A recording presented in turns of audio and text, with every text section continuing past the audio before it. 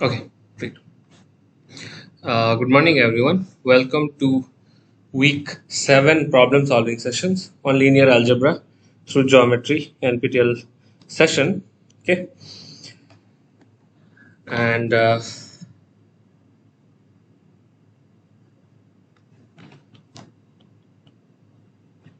problem solving session. Okay, my name is Bhavya. I'm a PhD at IIT Madras. Okay, and so let's just get into this week's topics.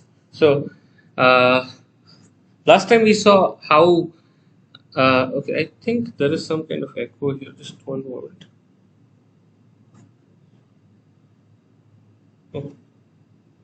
Oh, okay. Here's the problem. So,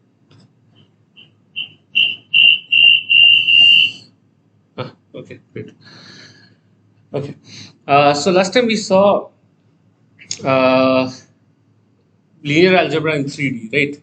Vectors in 3D, and we particularly saw eigenvalues in 3D and how they translate to from 2D setting to the 3D setting. How instead of parallelograms, we look at parallelepipeds. Okay. Instead of area, we look at the volume of the parallelepiped and so on. And also the cross product, which is a very useful tool. Given two vectors, you can find a vector which is orthogonal to both of them. Okay. Now, this week we are going to do some additional concepts which are quite interesting. Okay, in 3 dimensions, and the first one of them is what is called the LU decomposition of matrices. This is the first thing. The next thing is the Graham Schmidt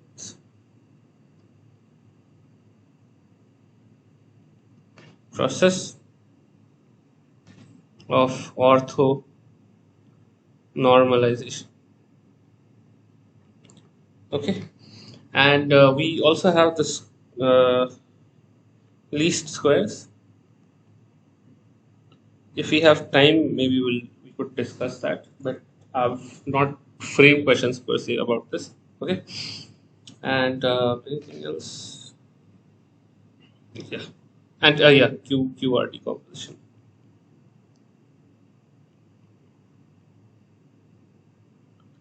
Position of matrices. So this week particularly talks about firstly the decomposition of matrices and a process called orthonormalization. Okay, I'll come into both of them. Okay, but we'll solve these one by one. And I just want to quickly just talk about LU decomposition first. Okay, so what LU decomposition does is, if you have a matrix A,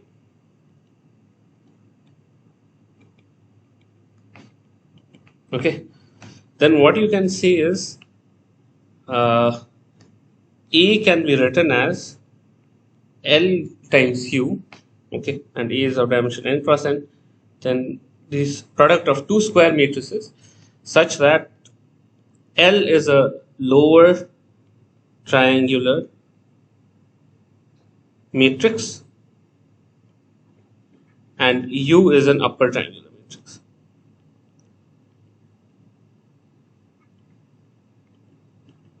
So what does lower triangular mean? Lower triangular means that all the entries below the diagonal are 0. So sorry, all the entries above the diagonal are 0. Okay, this can be 1, 3, 2, 0, 1, 4.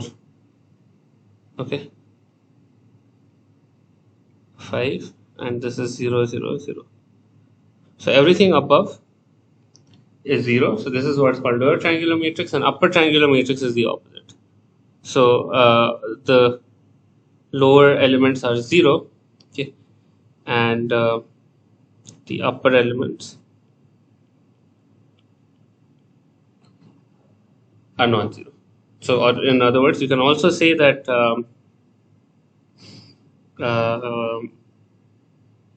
for upper triangular matrix, it would be something like Aij is equal to 0 for I is less than j. Is that correct?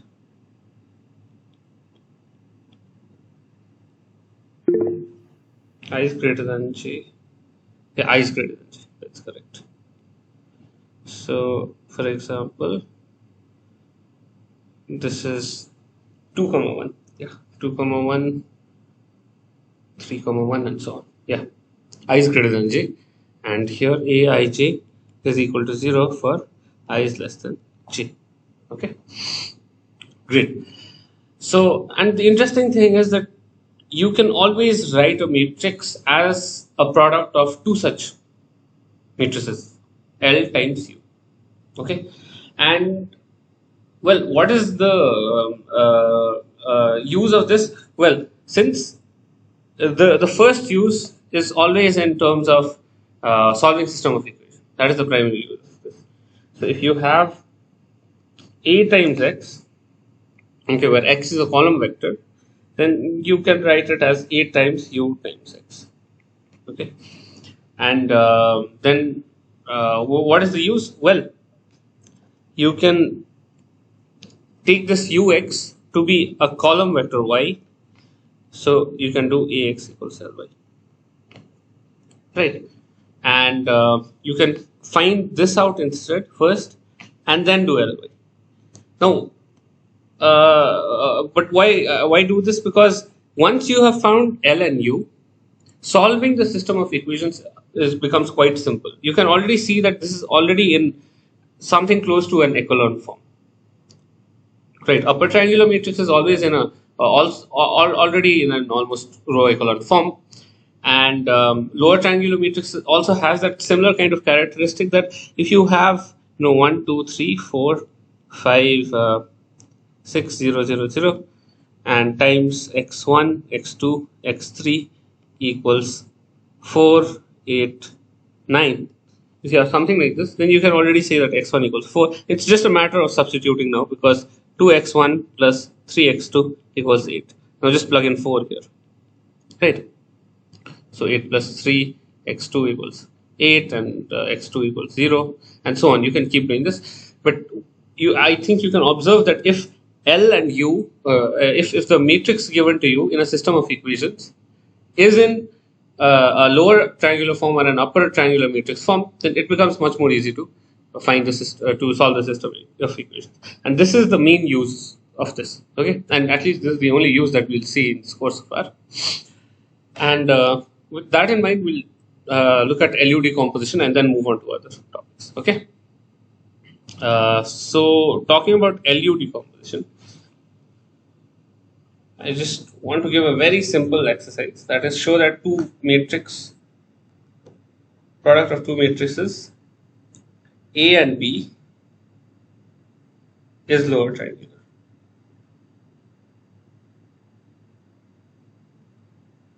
Just 1 moment.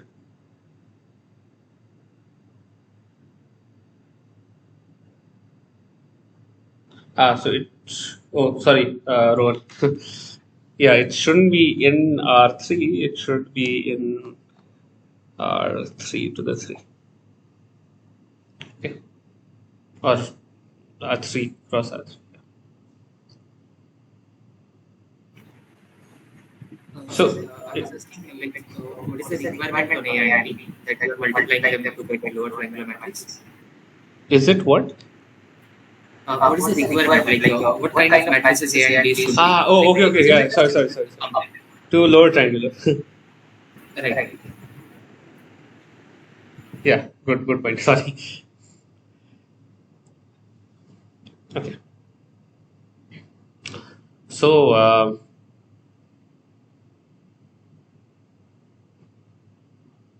I think this is simple enough. Should I just...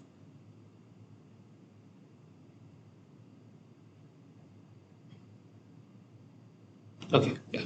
So, I mean, this is just a simple exercise. You can just take placeholder values like A, B, C, D, E, F, and 0, 0, 0, and another lower triangular matrix. Okay, I think this is a bad choice of, because we'll have too many letters now. A1, A2, A3, A4, A5, A6, and here let's take B1, B2, B3, B4, B5, B6.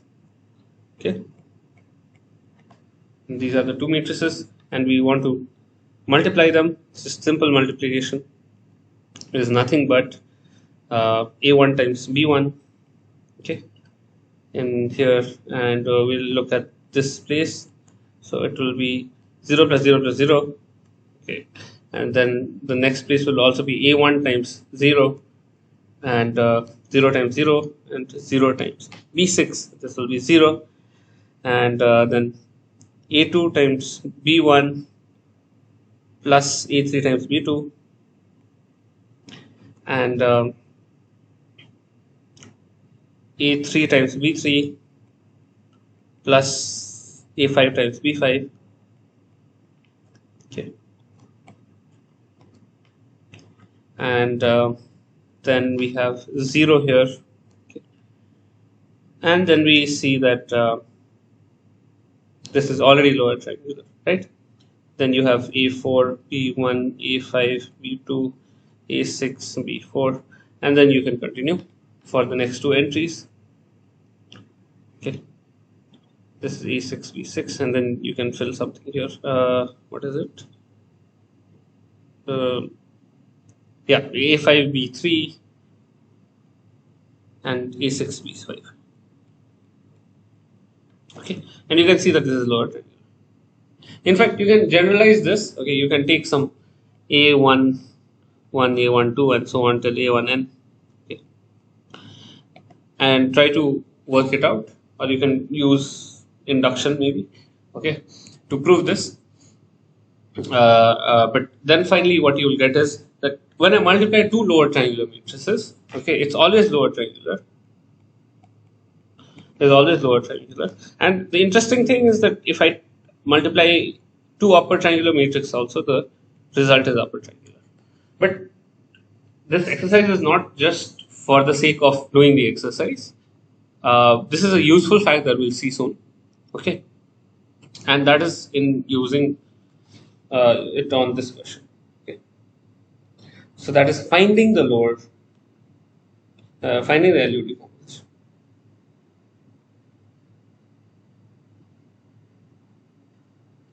Okay.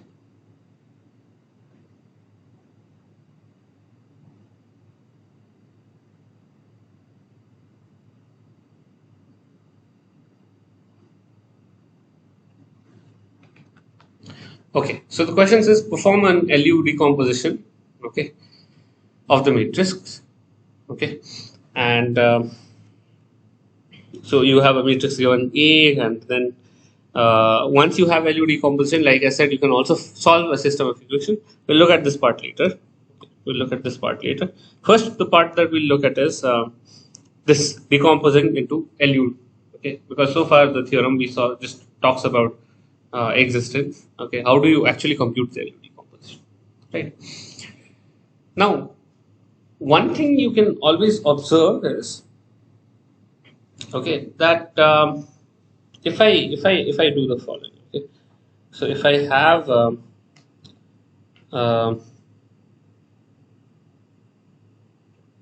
2 minus 1 1, 4 2 0, minus 2 5 3 as the matrix that I've given, right?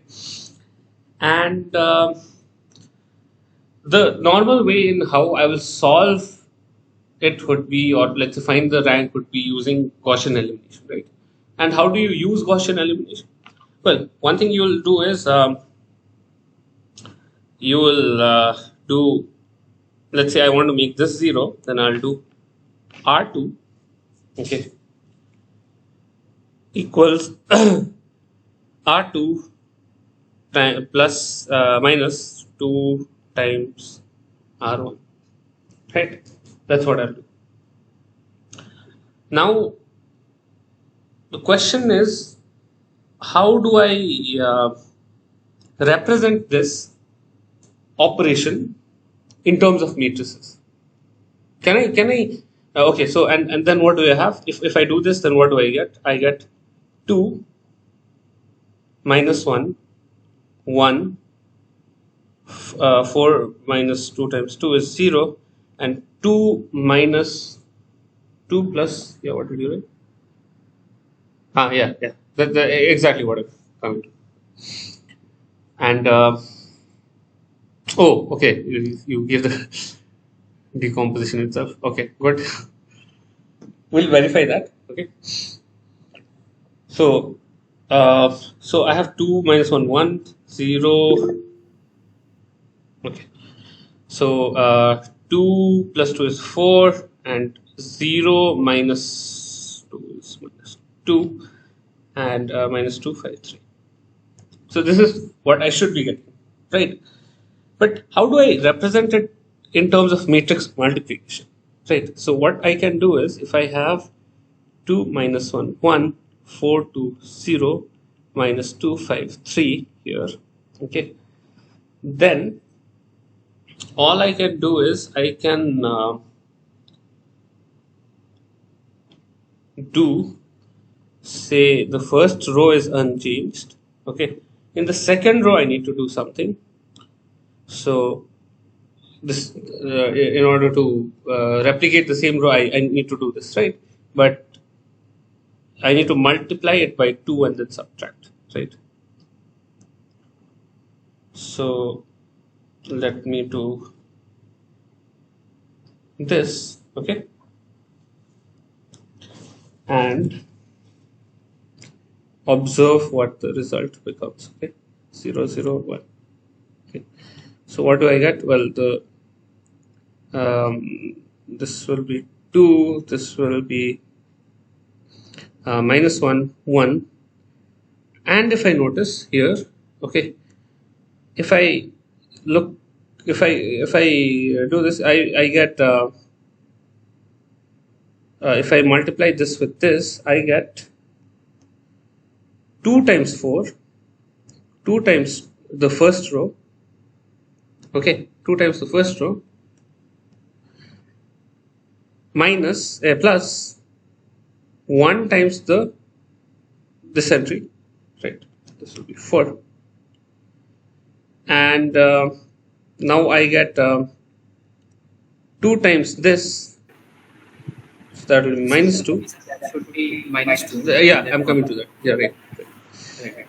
2 times minus 1 plus 1 times 2, that's 2, and then of course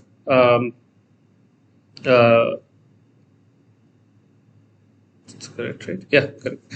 So and then finally I get 2. Well, if I compare, it's almost the same thing, but except the sign should be different, right? So I observe that this is just 2 times the first row plus the second row, 2 times 2 times the first row, okay, that's 2 times 1 minus 1 plus the second row in that same entry position. So all I need to fix this, okay, because I want a minus instead of plus, okay, is that I change the sign to a minus. But where do I change? If I change here, it's a problem, okay, and because I'll get minus of 2 times 2. Okay. So what I can instead do is I can put a minus here, and it's still fine. But I want to come to the key observation, is that this matrix is lower triangular.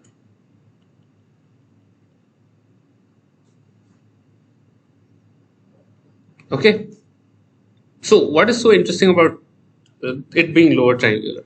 Well, not only this operation, you can do any row operation. So there are various kind of row operations, right? So what you can do is you can add 2 rows, okay, you can subtract 2 rows, and you can even do a scaling times plus addition, and you can even do swap. Right? All these operations are captured by lower triangular matrices. So this is their importance of sorts. Okay. Okay, great. So what if we have lower triangular matrix? What if these are captured by lower triangular matrices? Well, it means that if I want to, yeah. Swapping isn't captured by lower triangular matrix, right? Oh, okay, yeah. Swapping, yeah, we'll come to that. Good point. Okay. Swapping is done by permutation matrices, not lower triangular matrix. That's right. Okay. Yeah. So these three kind of operations. Thanks, Ron. Yeah, these three kinds of operations: addition, subtraction, okay, and addition with scaling of a row. These are captured by lower triangular matrices. Okay. And what is the advantage? Well, you can do L1. Okay. So let's so what you can do is, let's say I want to apply a row operation something, and the corresponding lower triangular matrix is L1, and then you apply it on the matrix A. Okay, and what does it mean? A will get some of its rows changed, added, subtracted, and so on. Now let's say I need to apply the second row operation, then I can do L2. Okay, because this is the lower triangular matrix representing the second row operation, and I can apply L3 to it, and this is the third row operation, and so on until I apply, say, k many operations to it. Okay, and what do I observe using this? Well, I can observe using the previous question, okay, previous part, that product of lower triangular matrix is also lower triangular.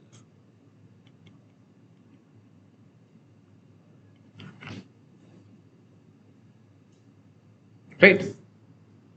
So now, and yeah, good. Now what do you observe? Okay, fine. This part is lower triangular, and for my LU decomposition to happen, then I want this part to be upper triangular. Right? How do I achieve this? Well, there's a process. Okay, I think it's called Littlewood's process. I'm not totally sure. Okay, so what that process guarantees is that if I remember, okay, what this neat little theorem, what it says is that if I remember the multiplier that I'm applying, for example, in this operation, I'm applying a -2 multiplier, right? I remember that. Okay, we'll see the process and see the example. If I remember that, and then I collect all the multipliers and put it in the in a new matrix. When I multiply the lower matrix, it will span the same subspace. In other words, it will the system of equations is unchanged by that. Okay.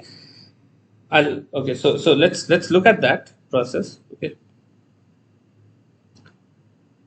So let's look at.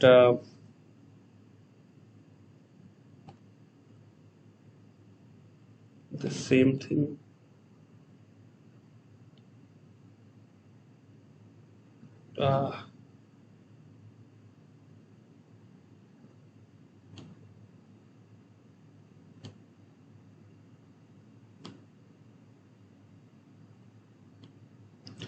So this is what we were supposed to apply, right?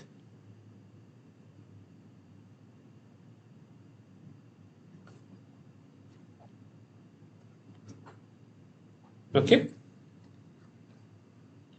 So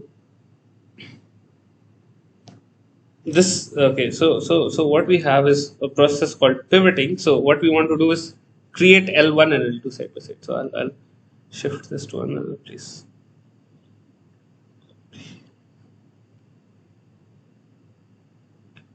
Okay.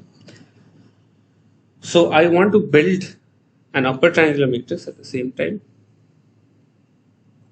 Okay, so this is the upper triangular matrix, A11, okay, and A12. Oh, sorry, A11. So upper triangular matrix means all these places are 0.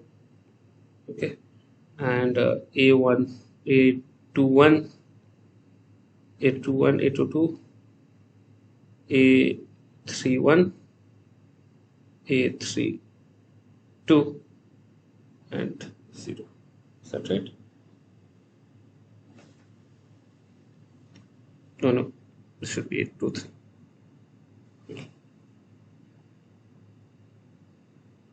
A12, A13. Okay.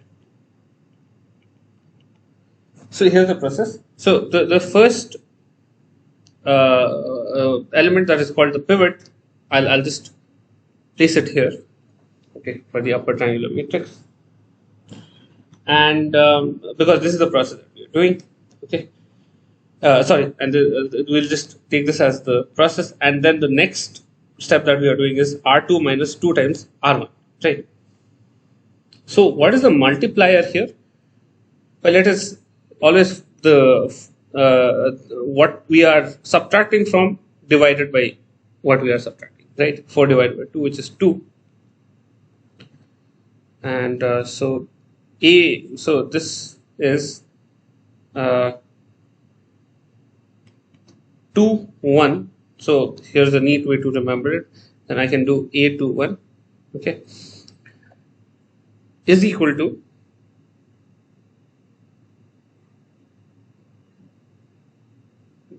something problematic here.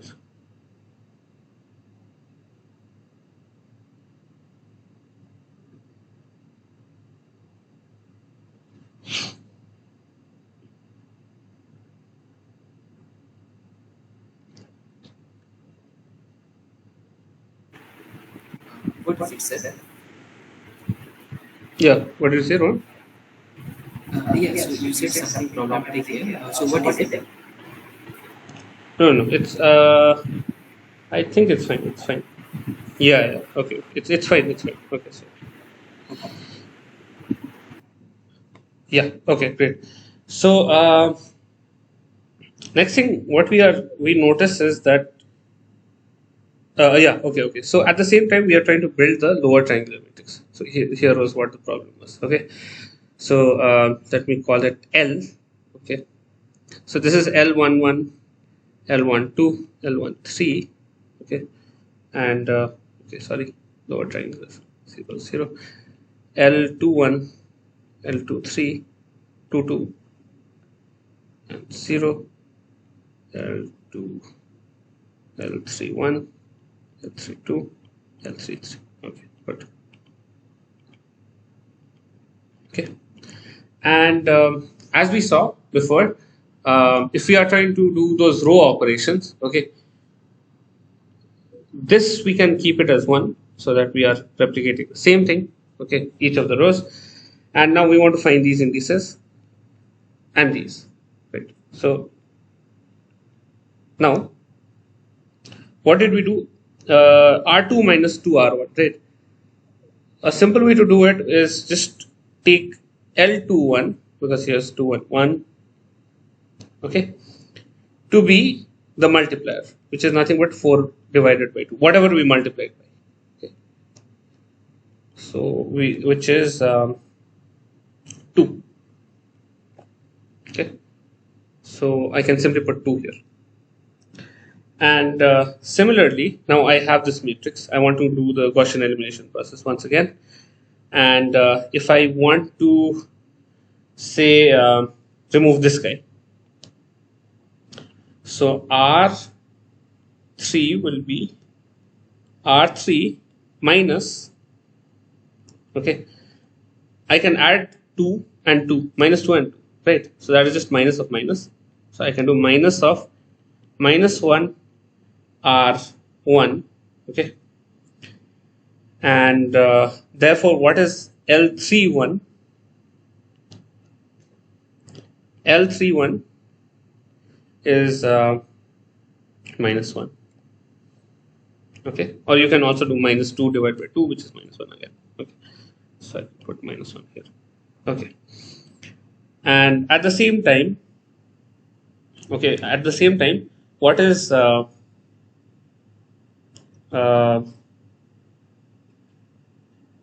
Okay. No, we'll just continue. So, and finally, I'll do. So what do I get? Which is equal to 2 minus 1, 1, 0, 4 minus 2, 0, and 5 minus 1 is 4, 3 plus 1 is 4. This is what I get, right? So all I need to do is now R3, in R3 you put R3 minus R2, and that will set this to 0.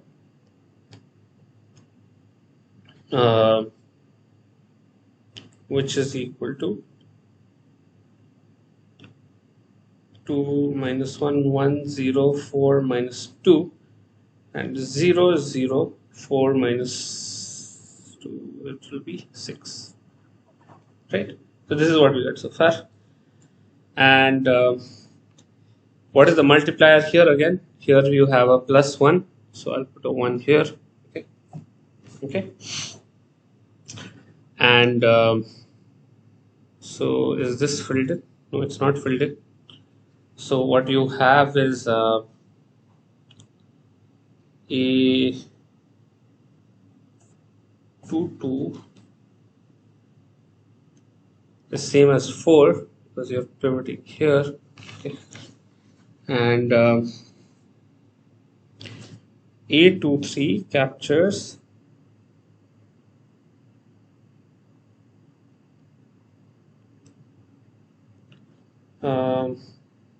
wait, this should be upper triangular, no? This should not be 0, right? And this is A33. That's right.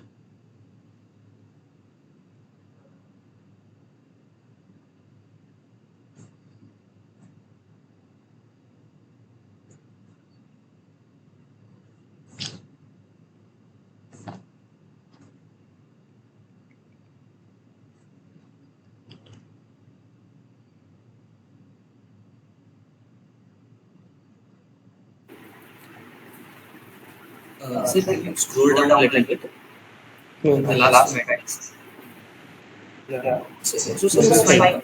This is fine. This is fine. Yeah, this is good. Okay. Yeah. So this is the upper triangular matrix. That's right. No, I was just confused with that 0 here. Okay, great. Yeah. So this is the upper triangular matrix. Okay. So, and this is the lower triangular matrix. Okay. And so what is L times U? It's 1, 0, 0, 2, 1, 0, and minus 1, 1, 1. And you can multiply it with this matrix 2 minus 1, 1, 0, 4 minus 2, 0, 0, 6. Okay. To verify that it is indeed the LU decomposition. So what is the second part of the question? Well, the second part of the question is then use that factorization to solve the system AX equals B. Okay, and where B is 3, 7, minus 1. So AX equals B, where B is 3 minus 7, 1. Okay, 3, 7, minus 1. 3, 7, minus 1. Great. Okay. So now what do you have? Well, since AX equals B and B is 3 cross 1 and this is also 3 cross 1, I can write, first of all, I can write A as L times U. Okay. So L times U times X equals B 3 cross 1. Okay. This is also 3 cross 1 and this is 3 cross 3. What does this mean? This means that I can take this as a column matrix Y 3 cross 1. No. And then solve this first and then solve Ly equals B and then solve Ly equals B. Okay, that will give you the same answer. Now let's take y3 cross 1 equals y1, y2, y3. Okay, and yeah, so and you take u. Okay, so u is 2 minus 1. I'll just copy this.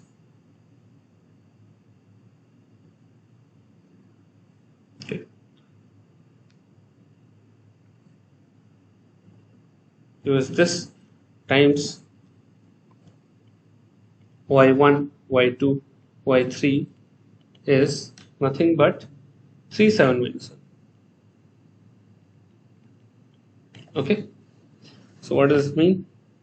This implies in particular that y3 equals minus 1 and y4 times y2 minus 2 times y3 equals 7. Okay, and y3 is nothing but minus 1, which implies that 4 times y2 plus 2 equals 7, which implies that y2 is 9 by 4. No, not 9 by 4, 5 by 4. Why is 3, 1, 1? That's what you got. So did I make a mistake somewhere? y3 is minus 1 plus, so this becomes plus 2, right? First we are solving L into y is equal to that. No? That's right. So I think secondly we wrote u. Second what? So first thing is like first we are solving the forward substitution, right? Yeah, that's right. L into something is equal to b. That's right. But we have taken the matrix as u now here. That okay. Did I take u? Yeah, I think we made a small mistake here. Oh, Instead no. of L, we wrote u in the next page. No. What I'm doing is, I am. Okay. Yeah. What am I doing? Yeah, that's right. I should be solving this first. Right. So I should be taking L. Yeah. Sorry for the confusion. Yeah, but sorry. No, it's Okay. So we'll remove this. We'll remove this and paste this into this. Okay, great. Thanks. So we have y1 equals 3. Okay, and y2 is 2 times y2 plus y3 equals 7. Okay, and sorry, 2 not y2, y1, y2, y1, y2, and this is 6. Y2 is 7 minus 6, which is 1. Okay, and finally we have minus y1 plus y2 plus y3 equals minus 1. Okay, which is nothing but minus 3 plus y2 is 1 plus y3 equals minus 1, and then I have minus 2, so y3 equals 2 minus 1, which is equal to 1. That's correct. Yeah, good. So y is nothing but 3, 1, 1. Great. Okay, so now you found this guy. Okay, 3, 1, 1. Okay, and now what you're going to do is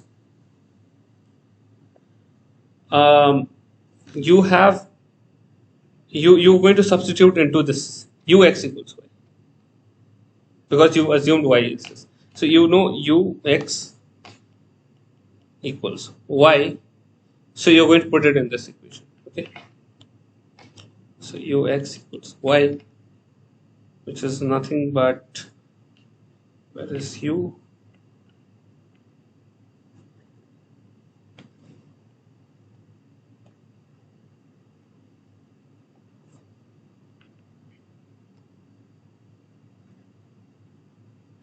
Okay, so this times x is, let's say, x1, x2, x3 equals y is 311. Okay, so now we'll do a back substitution. X3 equals 1, and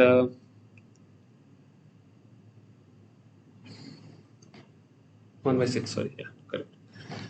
So 4x2 minus 2x3 equals 1.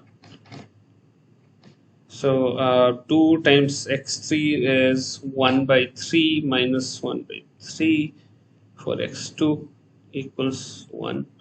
So this will be 2 by 3. So this guy will be plus 1 by 3 there. So it will be 4 by 3. X2 will be equal to 1 by 3 then. Okay. And then finally you have 2 minus 1, 1. 2x1 minus x2 plus x3 equals 3. And what you have is minus x1 was, okay, x1 is 1, x2, x3 is there. So x2 is 1 by 3 and x3 is 1 by 6 equals 3 to x1. So now you just solve this 1 by 3 minus 1 by 6. This is nothing but minus 1 by 6 to x1, right? So and then you bring it that side, which is equal to plus 1 by 6 plus 3. So this will become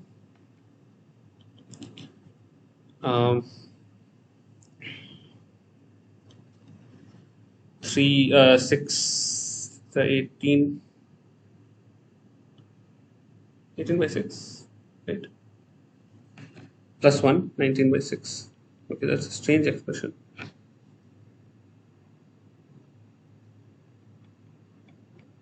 Is that what you got?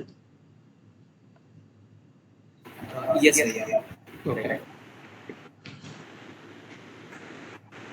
Okay. Yeah, the value doesn't look good actually, but it is what it is. Yeah.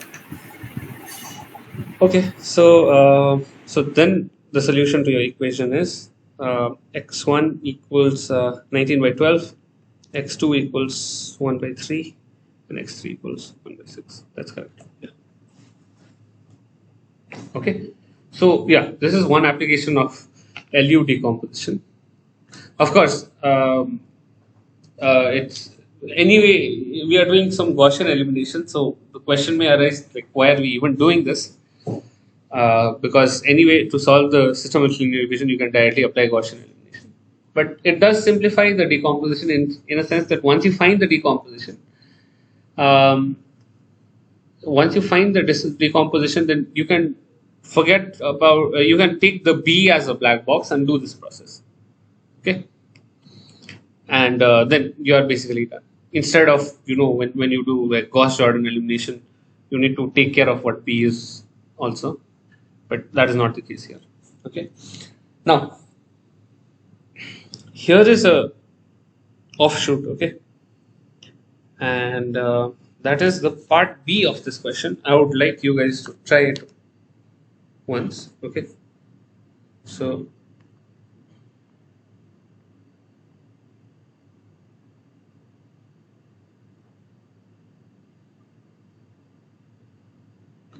try your hand at finding the LU decomposition for this.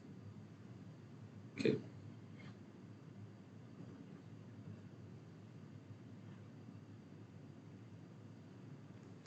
Okay.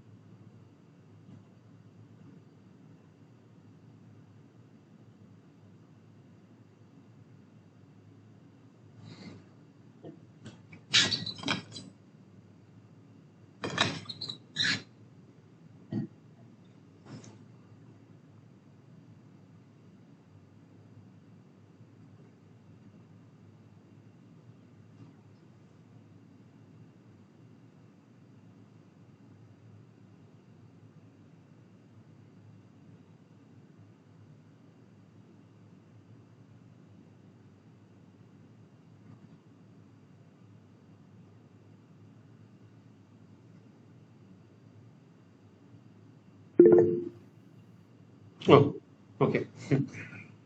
Good. So what is the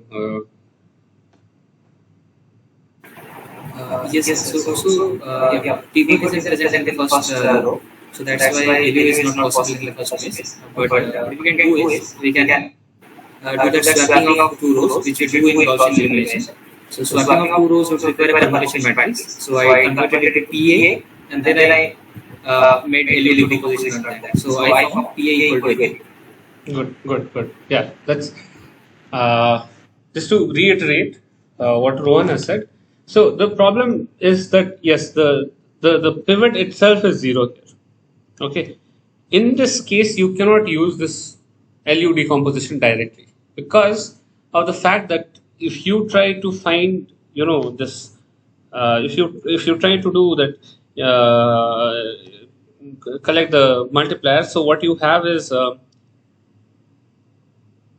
if you try to do R1 in R1 in let's say, or suppose say in R2, for some reason, let's say you just do this to follow the algorithm that we already have, minus something times R1, right?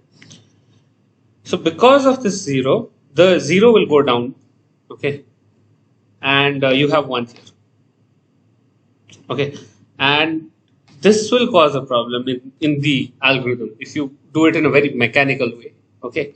But we already know, I mean, when you do, let's say, if I tell you to do Gaussian elimination on this, then you will just not touch this guy and then work with the other rows, right? But it instead of doing it that way, what you can do is you will make use of permutation matrix. Now, what is a permutation matrix? Okay, permutation matrix, okay, is firstly a 0-1 matrix. Okay, it's a 0-1 matrix, and there is exactly one, 1 in each row, okay, and 1 in each column, and no 2 rows. And because of this fact also it's enforced, so which implies that no 2 rows / columns, okay, have more than 1. Okay, so it looks something like 0 1 0 0 0 0 1 1. I can't do 1 here, and 1 0 0 1 0, and here. So now, what is so special about permutation matrices? Well, permutation matrices exactly capture swapping of rows, okay, in a sense that if I have recall that if I recall that identity matrix, okay, maybe I'll just work with 3 dimensions for now.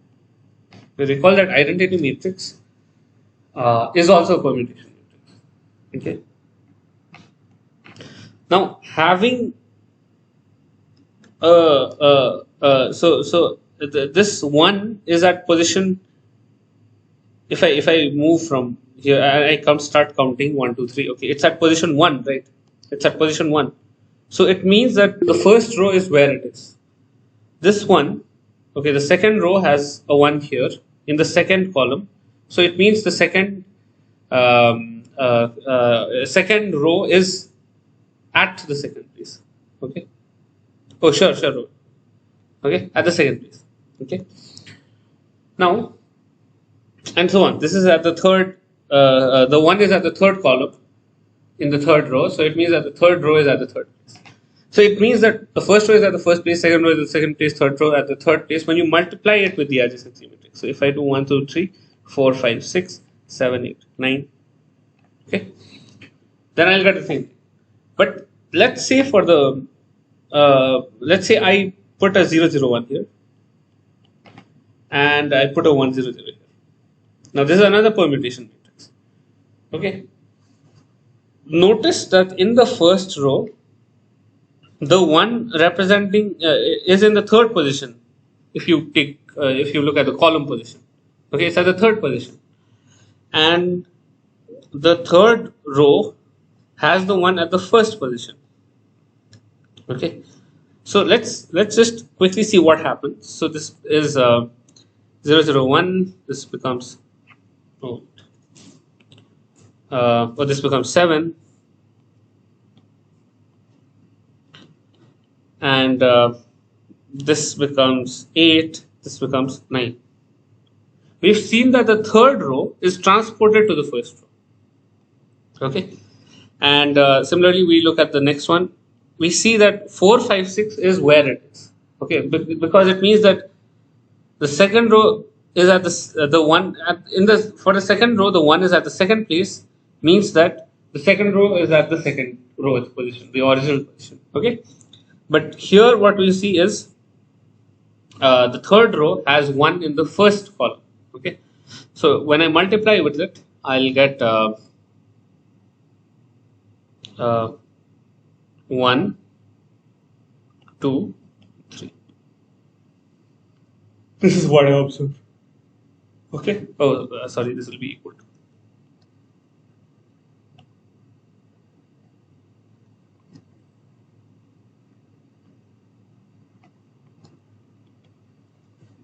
Okay. Good. So now,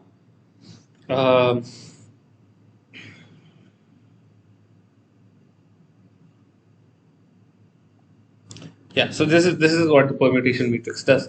So what I can simply do is I can take the matrix, okay, A, and since there is a 0 at the first position, natural thing would be to swap it, let's say, with the first row. Okay, so I need to do R1 swap with R2.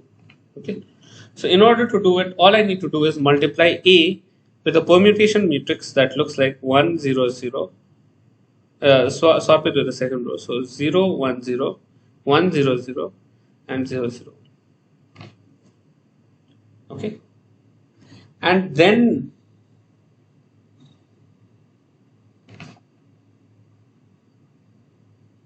think of the algebra and then do this. Okay, multiply it with this. Okay, and then I get this some A prime. Okay, then I get some A prime, and this with the row swapped. So this A prime, okay, I can always consider the inverse of this the permutation. So I can let this be P. So P prime is something that shifts it back, the first row and the second row. Then I just do P prime of A prime equals L times C. Okay,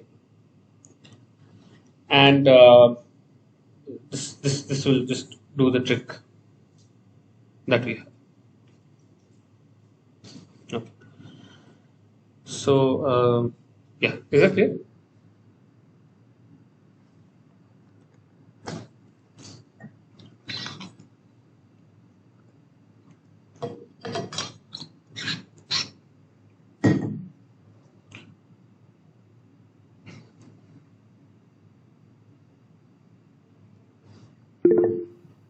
Yeah. Yes, sir. So this permutation is basically altering the row's position, Exactly. such that you get either the lower triangle matrix or the upper triangle matrix. That's right. Which retains the equation A is equal to L. Yeah, right. It does not change the, yeah, that's right. So does that mean for a given matrix L and U are fixed? They won't change. For you mean are L and U unique? Unique.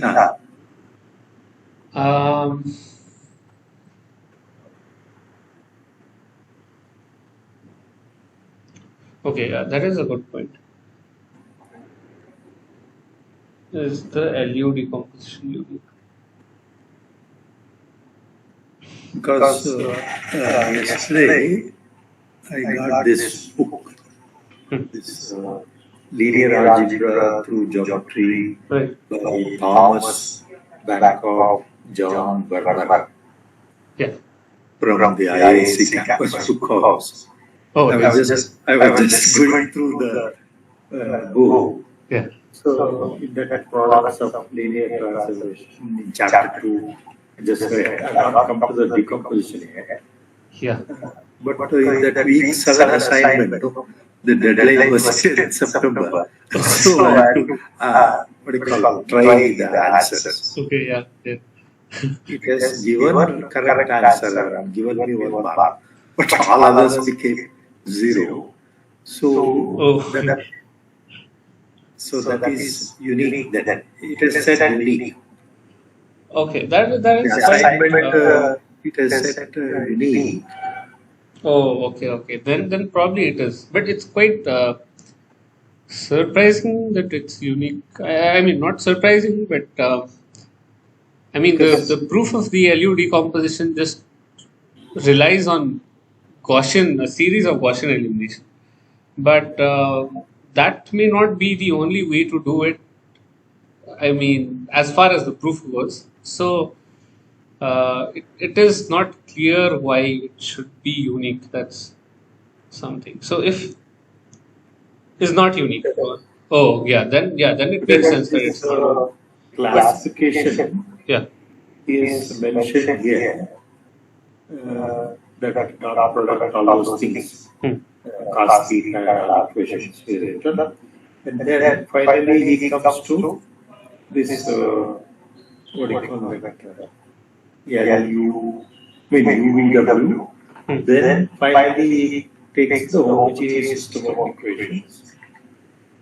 Then after that, he stops there. Non-zero vector, finding a non-zero vector which is orthogonal to the given vectors. Okay. Then non-homogeneous, that is Ax equals B. He goes to that description. And then geometric interpretation gives beautiful diagrams is given. And then the basis and dimension. Then the last thing is existence and uniqueness of solutions. Existence. Oh, okay. But I think that is for he's talking about homogeneous equations, is it? C1, C2, C1, C2, Cn. Huh. That is C1 is A11, A21, AN1. C2 is A12, A22, AN2. Cn is A1, A2n, AN. So these are all columns, column vectors in R. And he takes the column vectors of the system, given system, putting U equals U1, U2, that is vectors like U1 to UN. And X, X1, X2, Xn, right in the first equation, that is X into Ci equals U. And then he claims the proof, and after proving, he says if the homogeneous system has 0 as its only solution, then the inhomogeneous, that is not homogeneous. Not homogeneous has a unique solution for each choice of right hand side U. So this U, does it refer to only the vectors, or it is not to be considered as upper triangle? Okay, so so it's talking about in the homogeneous setting, is it? In the solutions. Solutions for algebraic equations. And then he says orthonormal basis, x equals vector. Then he describes about existence of orthonormal basis. Okay. Then he goes to orthogonal decomposition. Now he comes to the decomposition. X is equal to U plus V. X is equal to X tilde plus z. Then he starts symmetric matrices in n dimensions. Then he goes to a transformation matrix and then characteristic equation. I think these are all eigenvectors, those things. Then quadratic forms in n variables. Ax equals is the matrix equation.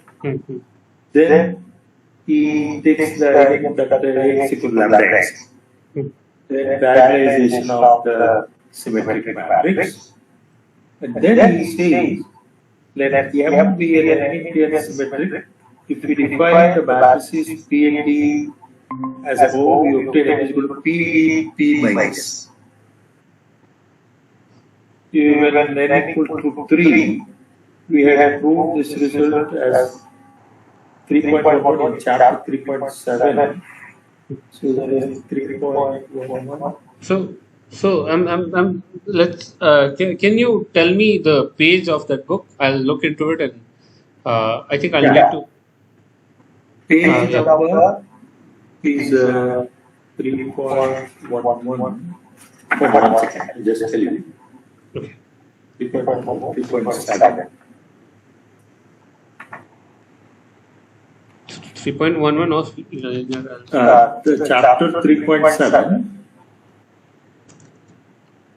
Chapter 3.7 and theorem 3.11. Theorem 3.11. Is it by which book is it? Bankoff and Vermeer? Yeah. Thomas Bankoff and John Vermeer. Linear Algebra through Geometry, second edition. Okay. Springer completion.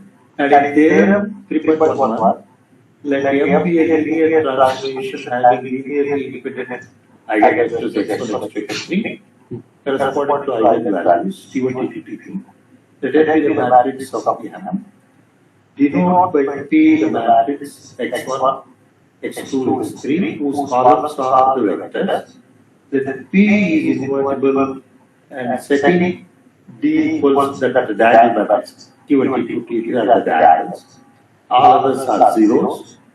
Then he says M is equal to P inverse. And then we went to an example of Okay. regulatory matrix. So it's So it appears that since it leads to a solution, LU has to be unique. okay. Because you are using X equals B. After breaking LU, you are clubbing UX as Y. Then AY equals B.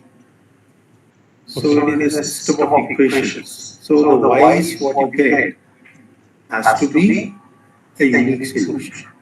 It can't be different than that. When A is invertible. Okay. Sir, I got your point. Can I add something here?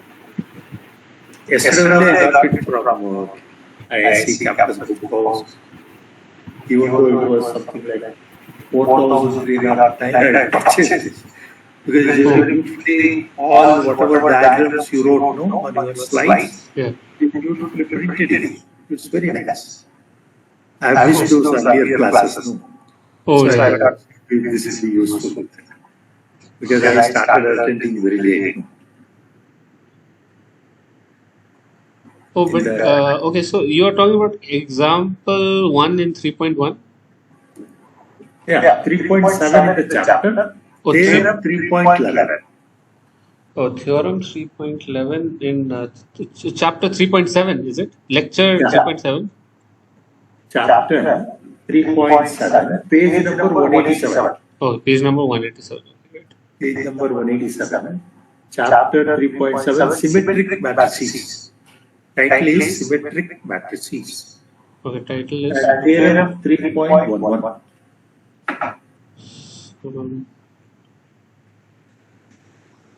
okay, theorem 3.11. Let M be a linear transaction, linearly independent eigenvector. Yeah. Okay, correspond that M B matrix whose columns are vectors. And P is invertible and setting T equals this, then I will PDP equals. Okay, so you mean okay. And then where is the statement about the upper triangle matrix? See, then he goes back to page 166. You could take 166. Page 166. He says refer to 166 is let T have a matrix which is lower triangle. See 1 0 0 minus 5 2 0 Okay, yeah. 2 3 7. Example 4. Example 4, right. And then he moves there. Then, okay. Eigenvector units. Answer is yes. The eigenvector is an eigenvector of T. With eigenvalue 2 and if only it has the form, note that the vectors of this form fill up the line, passes through the origin.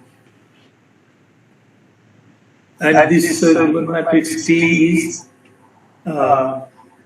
maybe I can even present from. layer matrix. This is straight away layer matrix. Yeah.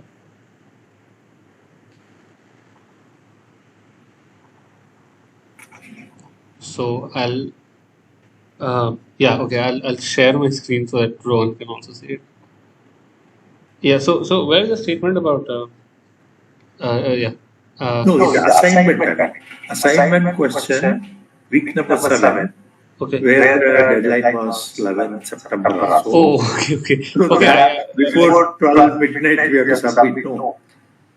So when I submitted and saw the next day, that was the only question I answered correct. All of such wrong. Oh, but the assignment said that it is unique. According to I can show you that in this in the week number 7. Yeah. You can see my screen, no? Yeah, see. Oh, okay. Rohan, you can see my screen, no?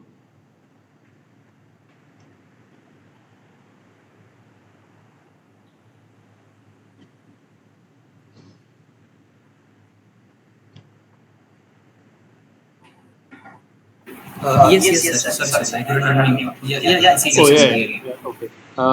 No, but if it is, I'm just concerned if the answer, if the solution is not. Answer also was not unique actually. So LED decomposition is not unique by nature. Which quiz is it? Which week? The 6 or 7 September deadline. 11 September deadline. Week 7 or week 7, I think. Yeah, might be 6. Oh, yeah, makes sense. It's week 7. Because Rohan Viswas said no, only week 7 is open. Oh, okay. Oh, no, it's okay. See, if A equals LU, if A equals LU is the decomposition of the triple matrix, for which statement is true. L is always unique, U is always unique, both L and U are unique. But here the catch is that both LU are unique if we impose unit diagonal entries on it. Right. So they are not always unique. So yeah, they are not always unique. But if you insist on the diagonal entries to be 1, then they are unique. That's what I think. I see. Example. But why should this be true? That we should that requires an argument. Rohan, So actually, if you have am I audible, sir? Yeah, you are. Is there very much background noise coming from me, or is it fine? It's fine. Oh, okay. So, sir, actually the thing is, I was thinking it in this way, and maybe it is helpful. We can visualize it. Sure. So, if you have an LU decomposition, think of L in your one hand and U in your another hand, and just put a diagonal matrix and just inverse in between. So, whatever diagonal matrix you put in between, suppose let's take the diagonal. Can you write it? I'll write it.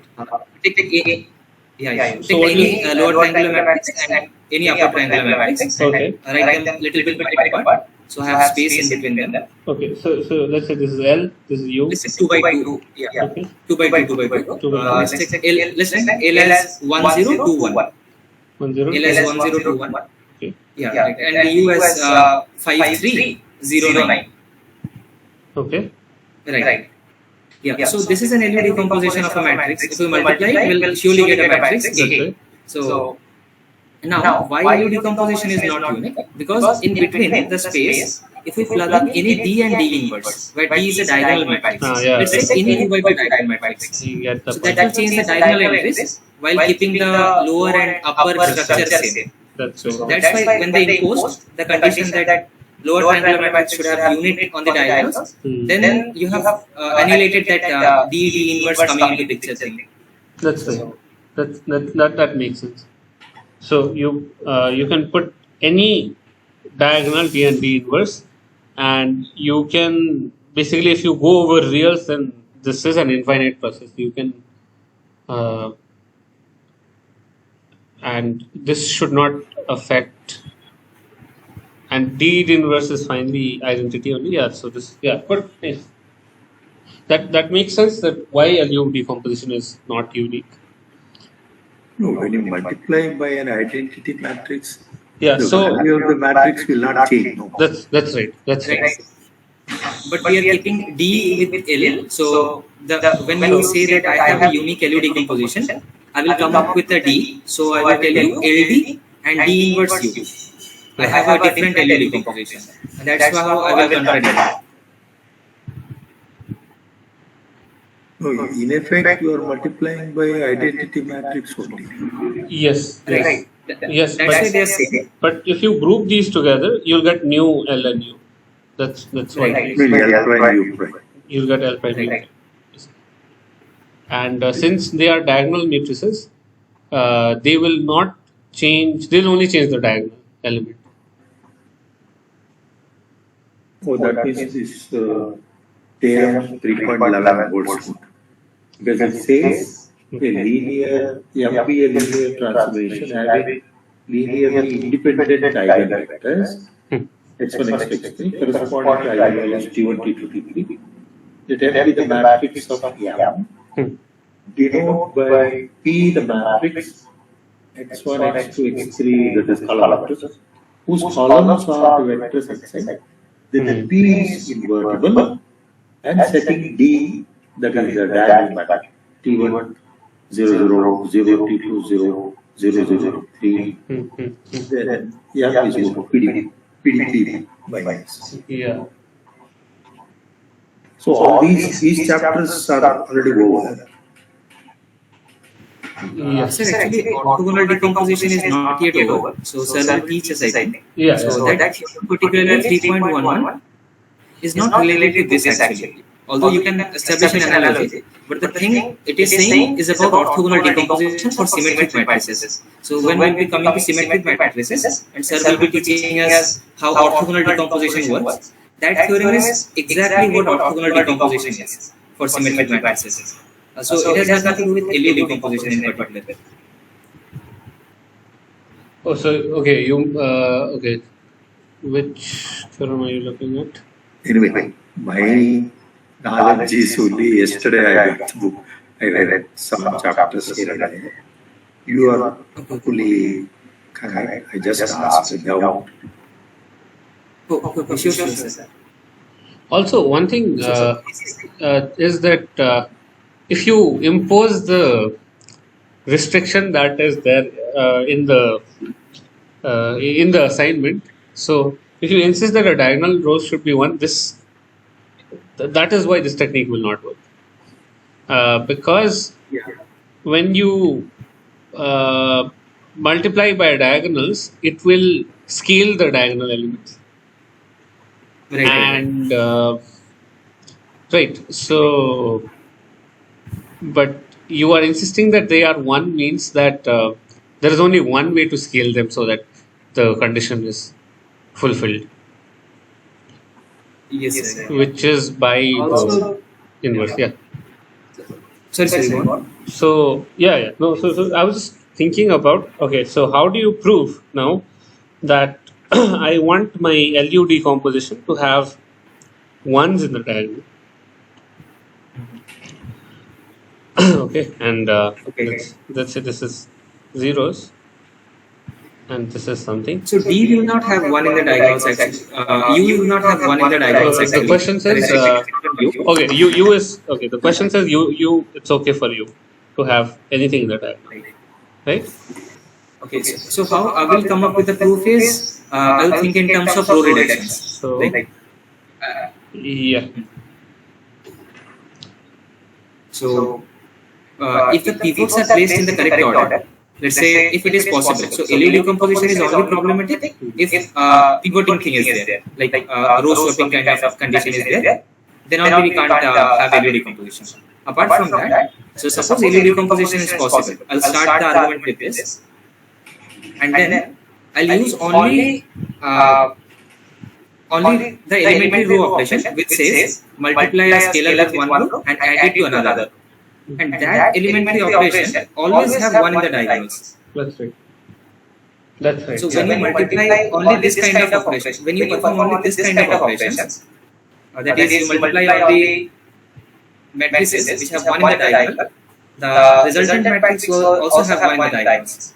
And this kind of operation is unique because with no other operation you can achieve a U.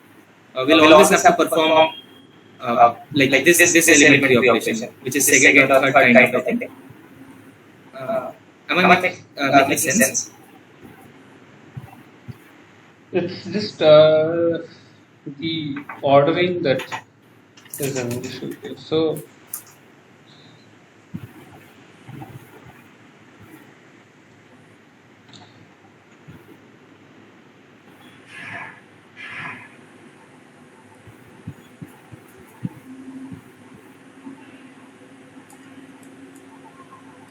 Oh, okay, I think I am getting your point. So you are thinking in your mind that maybe if we change the third row at first, exactly, and so we have to prove altogether starting with any row, like someone starts with the third row and someone starts with the second row will reach the same matrix, right? Exactly.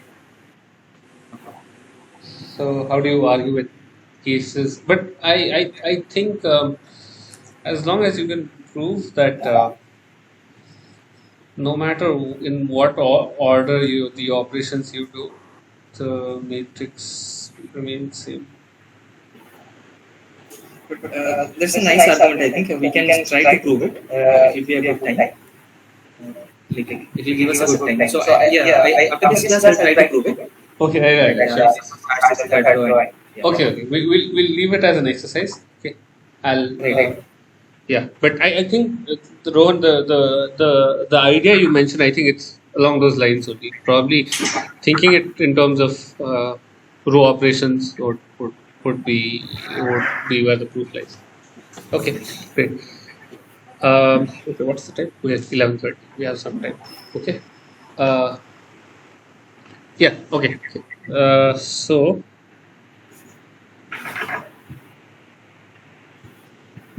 Okay, but for the sake of concreteness, I'll just restate the question. Okay, so the exercise is. बाल तो मेरा भीगे हुए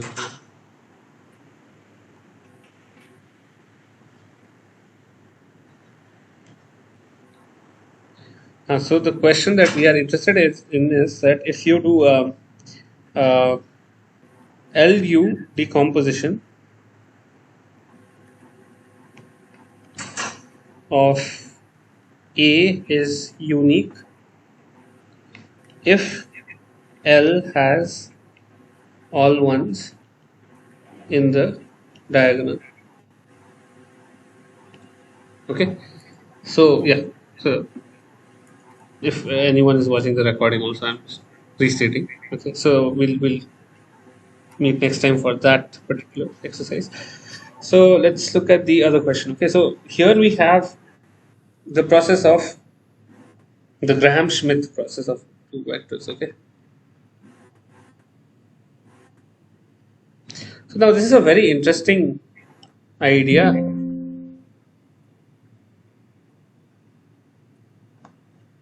So here's the question. Just one moment.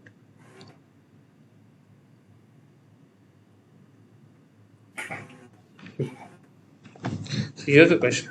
Just one moment. I need to charge my laptop.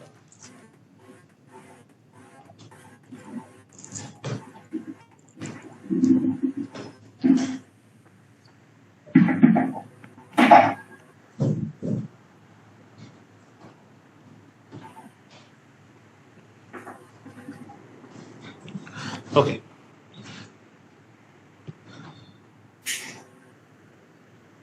So what is the Graham Schmidt process? Okay. So and why is it useful? So it is in relation to what is called the orthonormal basis. Okay. So now here first it makes sense to motivate the problem. Okay. So what the problem is that okay, although I feel like this should have been taught the week after the next week because it is not easy to motivate this topic without talking about vector spaces. Okay, so the problem is that I'm given vectors. Okay, let's say v1, v2, v3. Okay, and they lie here. Okay, let's say like this, and let's say okay, this is like this. So this lies on the x-axis, and as follows. Okay, and here the idea of vector spaces comes. Although we've not seen the vector spaces in the course by this week yet. Okay. Let's see. Let's say these are the vectors. Okay, this is the second vector. This is the third vector. Now, I know that given 3 points which are linearly independent in R3 in 3 dimensions, then I can reach any other point. Right? If they are linearly independent, then I can reach any other point, which means that combining them, I can get any other vector within R3. Okay, but let's say they are not linearly independent. Okay, which means that one of the vectors, okay, at least one of the vectors, let's say, okay, and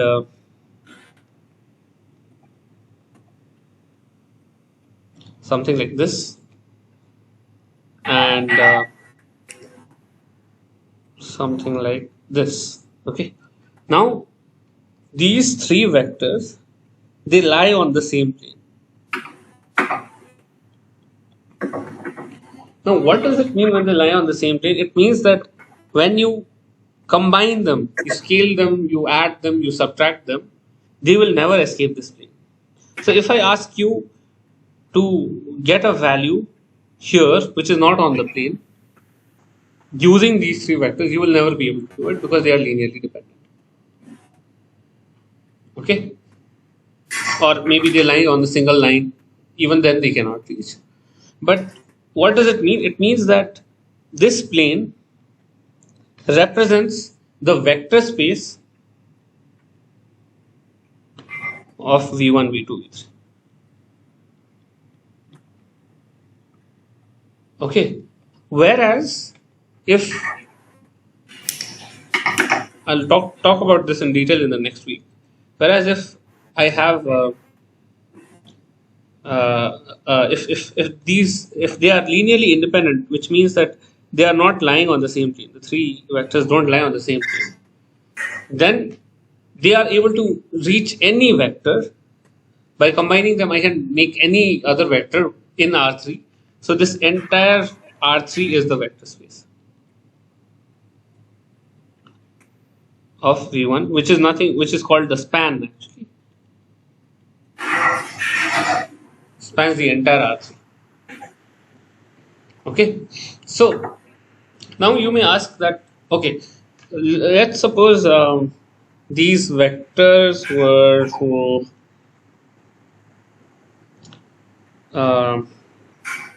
Okay. So now let's say I add another vector to this equation. Okay, which lie on the same plane. And then I add another vector which lies on the same plane.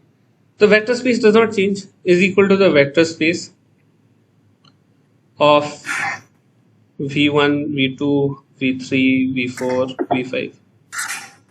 Right, the vector space does not change because they all lie on the same plane. If I take any, in fact, if I take any two vectors, okay, they'll add into the same plane. But so what is the minimum number of vectors which are required to actually characterize this plane? If I have one vector, it will just represent a line. If I have three vectors, it can do much more, but if they are lying on the same plane, then they'll represent the same plane. But if I have two vectors, it is enough to describe a plane. Right. So this particular purple vector space, which let me call it S, okay, this purple vector space S, okay, can be represented by basis vectors v1, v2, or v2, v3, or v4, v5. Any two vectors are enough. Basis is v1, v2. Notice that there could be more than one basis. Okay, there could be, I could choose two other vectors to represent the same vector space. But what does the basis basically say? These are the minimal elements, okay, minimum elements, minimum number of elements that actually is able to span the entire subspace. So this is what is meant by basis.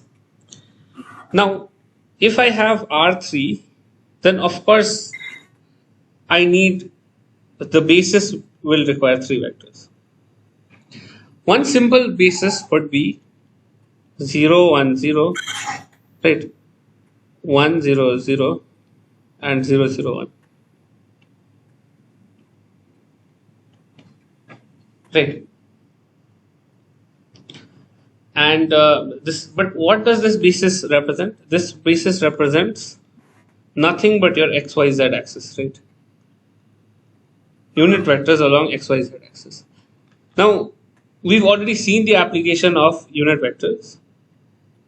We've already seen the application of unit. They are immensely useful because they do not possess, they possess unit magnitude. So they sort of only represent a direction. Okay, and you can just multiply with any vector and then get that vector to point in that particular direction. Okay, so this is the but these vectors form basis vectors of R3. In fact, any three vectors, if you take on R3, will represent a basis vectors on R3, right? But these vectors are a bit special. Why? Because they are perpendicular to each other, and therefore they are special. We can, define geometries with respect to these axes. Okay, but if you want to do something more interesting, okay, if you want vectors that are still perpendicular to each other, okay, you want vectors which are still perpendicular to each other, okay, like this. And in case of R3, I agree that it won't make too much sense, but still, you want the same space spanned by some other vectors. Okay. Now let's say we go above R3. Okay. Now let's say we go above R3. We have 4 dimensions. Suppose let's say we just have 4 dimensions. Okay. We have 4 dimensions, and here I give you 3 vectors. Okay. Now it is not obvious that it will span R4. In fact, it will not span R4. It will span a smaller subspace. Okay, because the dimension is 4 dimensions, but what I'm working with is just 3 vectors. Now, if I give one more vector which is linearly independent, of course it can span the entire of R4. But what we have right now is just R4. Is R4.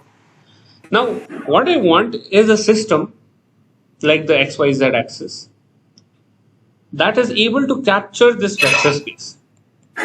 Let me call this vector space S,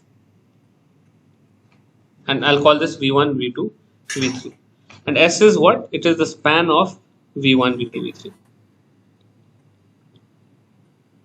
Okay, it is the span of V1, V2, V3. Now what I want to do is, I want something like this. I want all the three vectors to be orthogonal to each other, and yet span this entire subspace. Okay, so I want orthogonal vectors, okay, which are orthogonal to each other, that span the subspace. Additionally, I want that they are unit length, just like I had these vectors, right? Unit vectors. So the what is called normal also, that span the same subspace. Okay, which has which we'll see in the coming weeks, that which has several interesting properties. That is what is called the orthonormal of that of those vectors. Okay, so orthonormal basis, sorry, not orthonormal, orthonormal basis of a set of vectors v1 to vk, okay, are vectors, let's say e1, e2, and so on till el, okay, such that let's call this e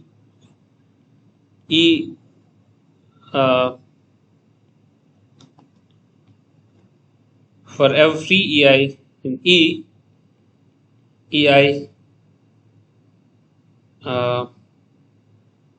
or ei ej in ei is perpendicular to ej, and for all ei the length of ei is 1. So this is the normality, this is the orthogonality. Okay, and this is what forms the orthonormal pieces. And additionally they should span the same surface. The span of E is equal to, let's call this S, or not S, V, the span of E. Okay, and this is what is called the orthonormal pieces. Now I have given a question here. Okay, so it might take some time though. So this process is there in the lecture, so I won't be doing this, but please try this. You need to use the Graham Schmidt process. The entire the exact process is mentioned in the lectures. So basically the process is just that if you have vectors, okay, at v1, v2, v3, you want to compute the orthonormal pieces. So all you need to do is you need to find the projection, okay, here, and then you subtract the projection. So you take this as one of the places, and then you subtract the projection from this guy. So on subtracting, you'll get the perpendicular to this person, and then you do the same process. You find the orthonormal. You find the projection from this vector v2 to this vector, new vector. Let's call it u2, and then v3 to this u2. Find the projection, and then subtract that, and then it's like pushing and pulling strings until you obtain all the three vectors to be perpendicular to each other. But one thing that is particularly interesting is that you are able to. Did I give it in the question?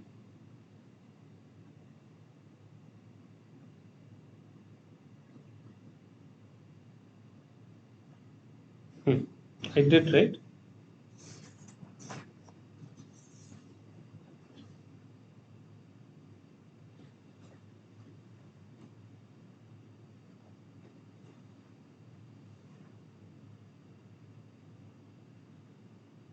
Okay.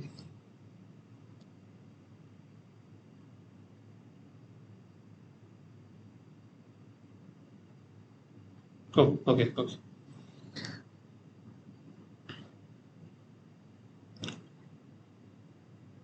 Yeah. Okay. I had given it. It seems.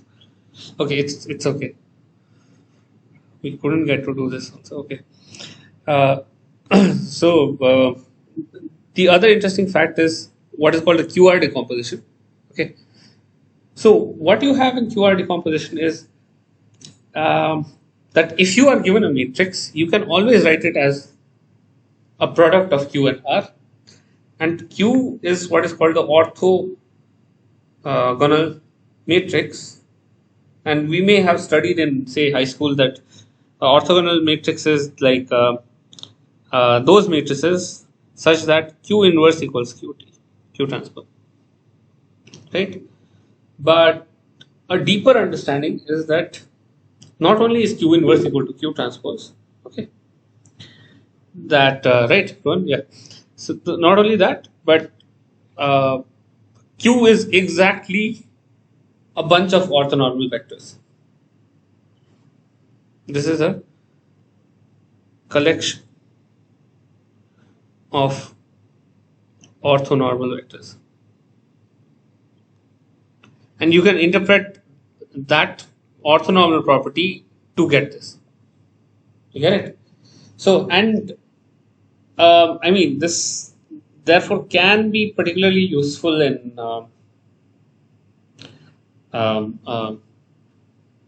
getting the QR decomposition, because you know B and so not getting QR, solving system of equations, because you have QR equals B. Instead of doing AX equals B, you do QRX equals B.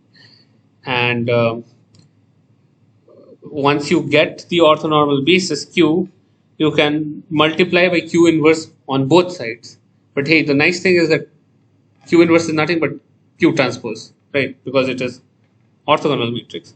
So you have that Rx equals Q transpose B, right? And this is an upper triangular matrix. And this also has some features. But I don't think we have enough time to solve both the problems. But at least this problem, please try it once, okay? And it's just again a mechanical process. But it's more important that you understand the working of Graham Schmidt, how it works, rather than just the process itself. Okay. But yeah, we have some 10 minutes left, but that's all that I want to handle, because I think this is going to take time.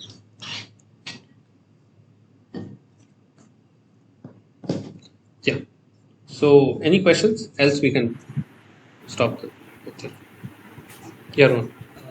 No, sir. Simultaneously, I was trying to calculate that Graham Schmidt, but the numbers are not very good kind of like. Shouldn't they have been a very good kind of numbers, or like they can have root kind of numbers as well? You have roots, that's right. So what did you get? So yeah. So the first thing is I normalize that. So 1 by root 2, 1 by root 2, 0. Correct. And the next thing is. Okay, I think I messed up in the next part because the norm doesn't seem to be 1. That's why I got those wrong answers kind of things. Okay. I'll just, so you can try it once again. I'll just let you know what the answers are. So the first basis vector is like you said, 1 by root 2. So this can be directly found by this normalization. And then the next basis vector is 1 by root 6, 1, comma, minus 1, comma, 2. And the final basis vector is 1 by root 3, minus 1, comma, 1. Okay, so you can try it offline. Okay, so this should be it. Okay. I might blunder in putting in the second thing. I might blunder by putting square root of 2. So that square root caused many programming calculations. Okay. It's better you keep the roots outside for the entire calculation process. Yeah. Okay. Okay, sir, thanks. Yeah. Okay. Great. Okay. After this class, we'll be putting this slide to your that folder, because I was trying to see the other slides. Yes. I upload the videos regularly, but it sometimes misses my mind to upload the notes to the folder. I'll do it. Okay. I think there are some weeks remaining. I think 4 or 5 maybe I have not uploaded yet. immediately after this session, I'll upload it. Okay. Yeah. Good. Thanks for reminding. Okay, sir. It will be helpful. Yeah. So I will be able to do it myself, and I'll check with your result also. Yeah. You'll be able to. You have that folder with you, no? The link. Yeah. Great. Okay. Yeah. Also, the next session will be again like regular schedule. Okay. Tuesday 6 p.m. Okay. This Tuesday. Yeah, this Tuesday, coming Tuesday. Okay, because this was just a rescheduling of the previous Tuesday, no? Okay. Yes. Sure. Yeah, Mr. Shivu. That 1 by root 2 came as square root of 1 square plus 1 square. That's right. In the process of normalization. That's right. Yeah, good. Thank you, sir. Okay then, thank you.